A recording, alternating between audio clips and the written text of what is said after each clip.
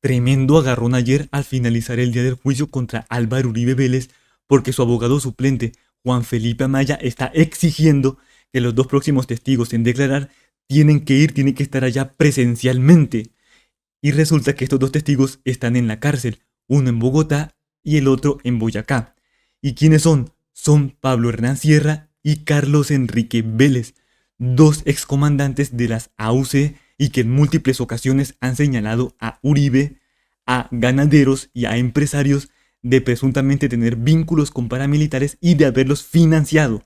Y no solamente eso, el señor Carlos Enrique Vélez presentó pruebas de cómo el abogado de Uribe, Diego Cadena, en el año 2017 lo buscó para sobornarlo con 200 millones de pesos y que diera testimonio falso en contra de Pablo Hernán Sierra y también contra Juan Guillermo Monsalve. Y bueno, aquí también le pidió que escribiera 3 cartas y que las enviara a la Corte Suprema de Justicia. Noten esto, lo que Diego Cadena no consiguió con Carlos Enrique Vélez, sí lo consiguió en el año 2018 con alias Cesarín en la cárcel La Cómbita. Se dan cuenta que como todo esto ya viene planeado desde hace mucho tiempo. Vean, entonces vamos a ver cómo el abogado de Uribe, los argumentos que él da para rechazar que la audiencia de estos dos testigos sea virtual y sino que tiene que ser presencial. Entonces vamos a ver el video. Si mal no estoy por allá, por el mes de septiembre o el mes de octubre del año 2019, fue remitido el señor Pablo Hernán Sierra a las instalaciones de dicha corporación, en donde se le tomó también su declaración de forma presencial, siempre con la custodia del INPEC. Debemos decir, su señoría, que a diferencia de otros testigos, como fue, por ejemplo, el caso del señor Hernán Darío Giraldo, quien se encuentra en libertad, el señor Pablo Hernán Sierra se encuentra detenido y, por lo tanto, existe una obligación estatal de brindarle la protección. El traslado y la protección de los internos hace parte del objeto misional que tiene el INPEC. Y aquí hemos podido ver que todos los privados de la libertad, como el señor Máximo Cuesta Valencia, que rindió declaración hoy, los dos testigos que rindieron declaración ayer, el propio señor Monsalve, han sido trasladados con todas las medidas de seguridad. Su despacho ha dispuesto adicionalmente todas las medidas de seguridad para las personas que están presentes en la sala. Como lo pude corroborar cuando tuve la oportunidad de acudir a la instalación del juicio, la sala no es de libre acceso para cualquier persona, se requiere estar autorizado. Esto se está transmitiendo de forma pública y todos hemos podido ver que el INPEC, con las medidas de seguridad que cuenta, puede perfectamente garantizar la seguridad de todos los testigos. Yo entiendo que a algunos de los privados de la libertad este tema de los traslados les genere algún tipo de incomodidad, pero la simple manifestación de que existan entonces motivos de seguridad no puede ser motivo suficiente para efectos de que la excepción muy clara que ha dicho la Corte Constitucional se termina entonces convirtiendo en una forma de burlar el tema de la inmediación judicial. Entonces yo le solicitaría encarecidamente que esto se rechace, su señoría. Qué cínicos y descarados son los abogados de Uribe en exigir que un testigo tiene que estar allá presente en la audiencia cuando ellos mismos no se han presentado en la audiencia. Todo se ha hecho virtual y que ellos mismos le pidieron a la jueza que si los abogados de Uribe y Uribe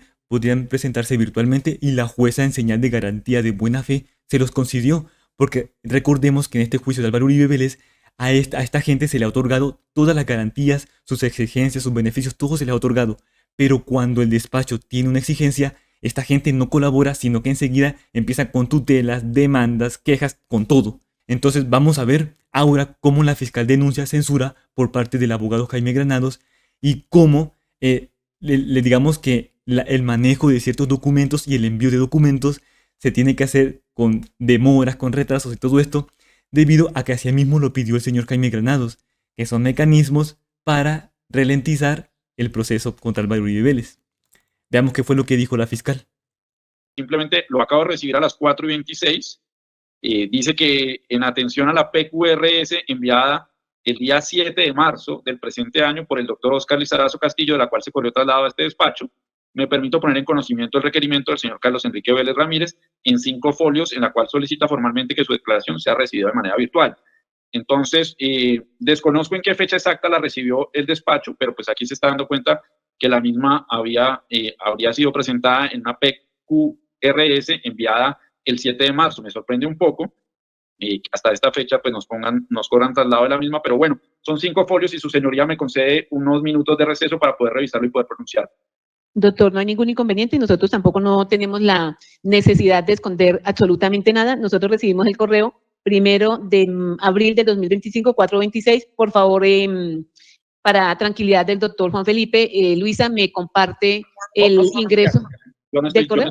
Además, quiero dejar constancia de que estoy siguiendo estrictas directrices del abogado titular. Usted es el suplente, pero el doctor Granados ha censurado cualquier intento que yo por fuera de audiencia quiera agilizar para que no sea virtual. Entonces sí, a mí me lo entregaron el 7 de marzo de 2025 y creo, como lo estableció el doctor Granados, y no quiero generar ninguna otra polémica, es que este es el espacio antes de presentar mis testigos. Gracias. No es que los documentos se estén presentando ese mismo día o en el mismo o el día anterior porque quieran tomar de sorpresa a los abogados de Uribe. No, señor. Es que Jaime Granados pidió que fuera así. Fue una exigencia de Jaime Granados y así se le cumplió. Que estos documentos se presentaran durante los días del juicio y no por fuera del juicio. Precisamente para demorar y no agilizar el proceso. Ahora vamos a ver cómo el abogado de Uribe se opone, pero ahora con el otro testigo que envió una carta y que es del documento que estamos hablando acá que les acabó de llegar y que él pidió 10 minutos para leerlo.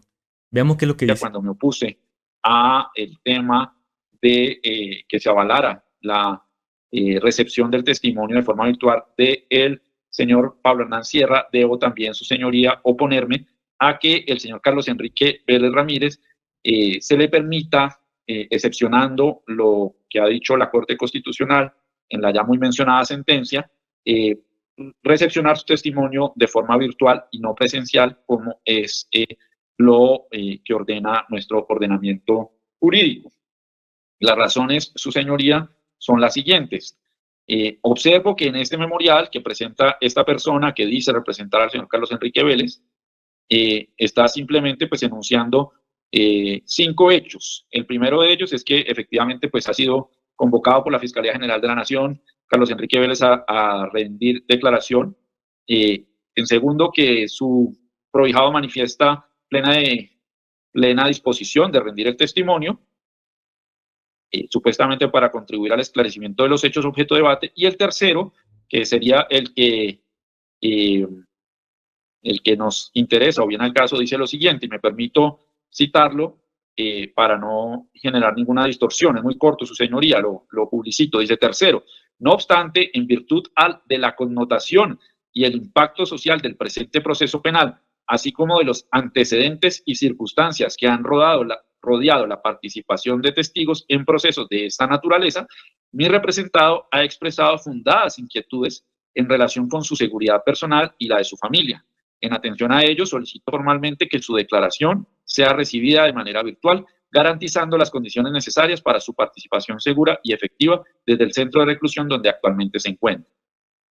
Dice lo siguiente, en el numeral 4, es importante resaltar que la solicitud de obtener el testimonio de manera virtual responde a la necesidad de proteger la integridad de mi representado sin que ello implique afectación alguna a los principios de inmediación y contradicción probatoria. Igualmente, como es de público conocimiento, la defensa del procesado está acudiendo a la actuación penal de manera remota, lo que se constituye como otra razón para decir que la solicitud de mi representado es viable y ajustada a derecho.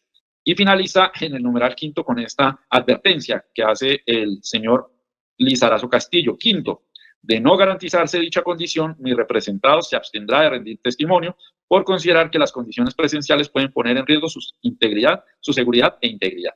Entonces, su señoría, como se manifiesta ahí, pues simplemente se está aludiendo a que, dadas las condiciones especiales y públicas de este caso, que el señor Vélez considera que la participación en esta audiencia en el estrado judicial pues puede poner en riesgo la seguridad de él y la de su familia. Sin embargo, su señoría no se aporta en esta petición ningún elemento serio, concreto, que indique cuál sería el riesgo por parte de este ciudadano de concurrir de forma personal ante el estrado a rendir la declaración, más aún teniendo en cuenta que, como se desprende del propio memorial, como se desprende de lo que es conocimiento público y lo que ha informado la Fiscalía, esta persona se encuentra privada de su libertad y, por lo tanto, su comparecencia a este estrado, su traslado y todo lo concerniente a su permanencia en el complejo de seguridad de Palo Quemado estaría a cargo del IMPEC, que tiene bajo su misión institucional precisamente la de garantizar la integridad y la seguridad de los internos cuando deban concurrir a una audiencia. Y así lo hemos visto en cada una de las audiencias que se ha presentado en este proceso, donde otras personas privadas de la libertad han concurrido bajo estricta protección del IMPEC, su señoría. El IMPEC, bueno, sí, el IMPEC es la autoridad competente que tiene que llevar a los testigos que están en cárcel, tienen que llevarlos a la audiencia, porque pues recordemos que asistir a una declaración en un juicio penal no es cuestión de que si tú quieres o no quieres, sino que tú tienes que ir obligatoriamente o si no te llevan. Pero bueno, ya hemos escuchado aquí durante el juicio y otros juicios que ciertamente el IMPEC es un grupo que, bueno, no genera confianza. No quiero tocar más ese tema, pero entonces ahora vamos a ver, porque aquí también interviene el delegado del Ministerio Público para dar su opinión acerca de qué tiene o qué puede hacer la jueza. Escuchemos. Obviamente el principio de inmediación tiene algunas excepciones, una flexibilización que le corresponde al director de la audiencia, como en este caso de su señoría, valorar caso a caso cuando lo considera oportuno flexibilizar y cuando no.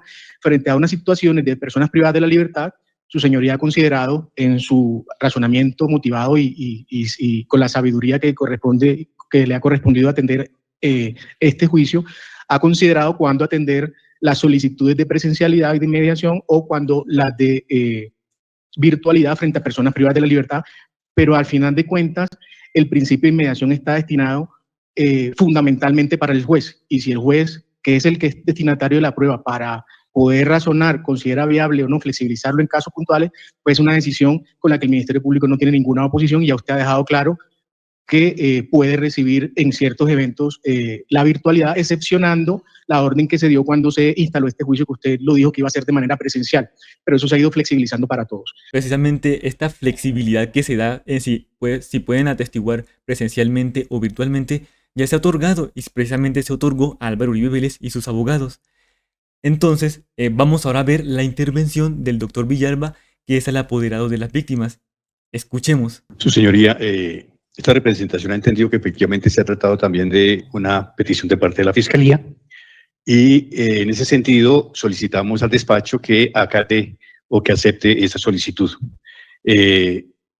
Aquí alega el abogado de la defensa el tema de una presunta igualdad de las situaciones, que no es tal, porque precisamente las personas que han declarado en este proceso han sido víctimas de ataques, comenzando por el propio Juan Guillermo Monsalve.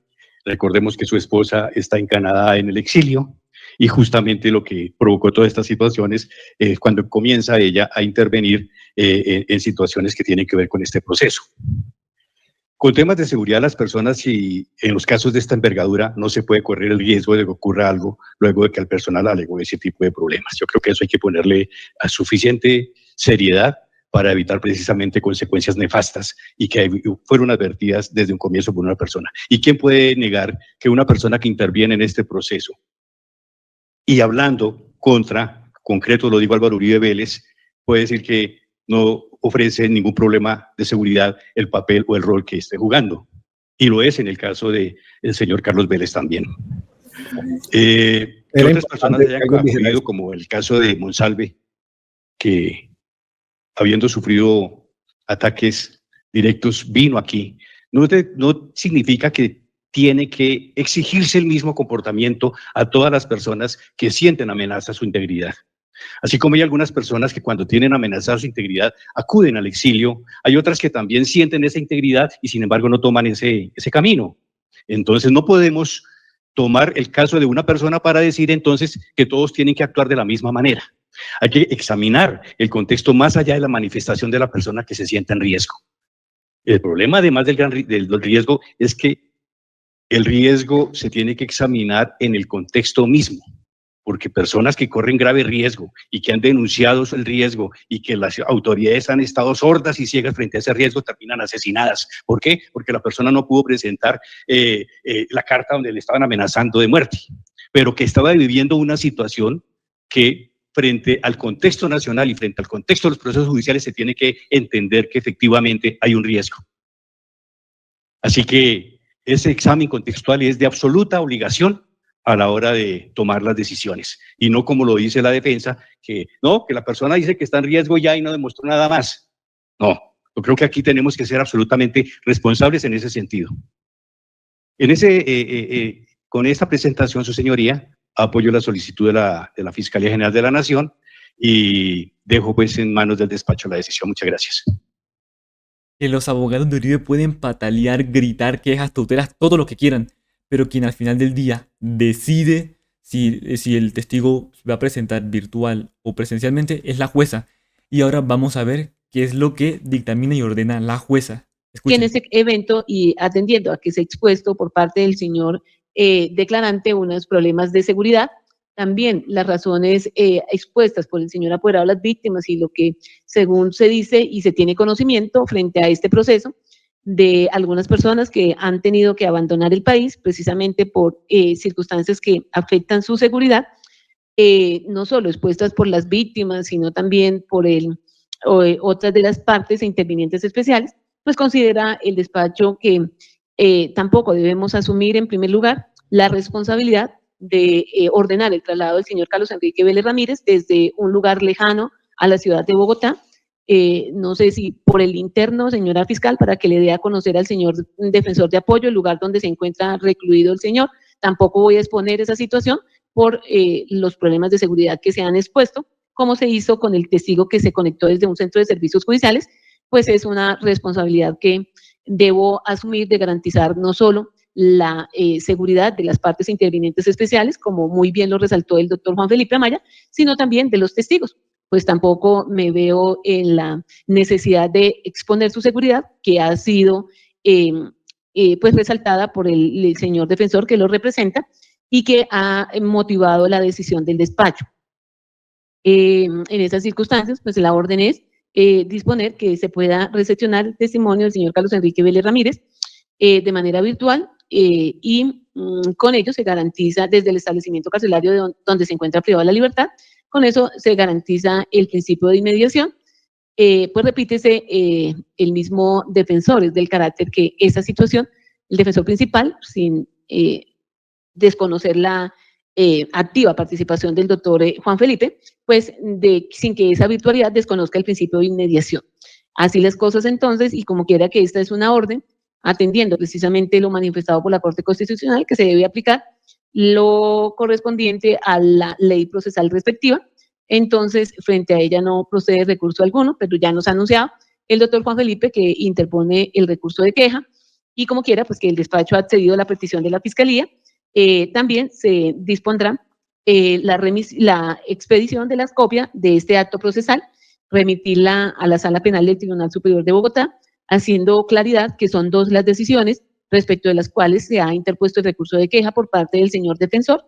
Ello es en relación con la orden de autorizar la recepción del testimonio de manera virtual de dos de los testigos para que también se remita de manera inmediata a primera hora del día de mañana hábil, toda vez que ya son las 5:20 de la tarde, se remita a la Sala Penal del Tribunal Superior de Bogotá, y para agilidad del reparto y del recurso interpuesto, pues se comunicará que ya ha venido conociendo de este proceso la sala precedida por el doctor Manuel Antonio Merchán. ¿Qué fue lo que pasó? La jueza autorizó que los dos testigos sí dieran su declaración de forma virtual. Y el abogado de Uribe, pues obviamente puso un recurso de queja contra la jueza. Otra vez. Pero bueno, el juicio va a continuar este jueves que viene. No se lo pierdan porque es que esto va a estar genialísimo, muy potente, con muchas pruebas y todo. Así que suscríbete, voy a seguir subiendo contenido del día del juicio y nos vemos en el siguiente video. Hasta la próxima.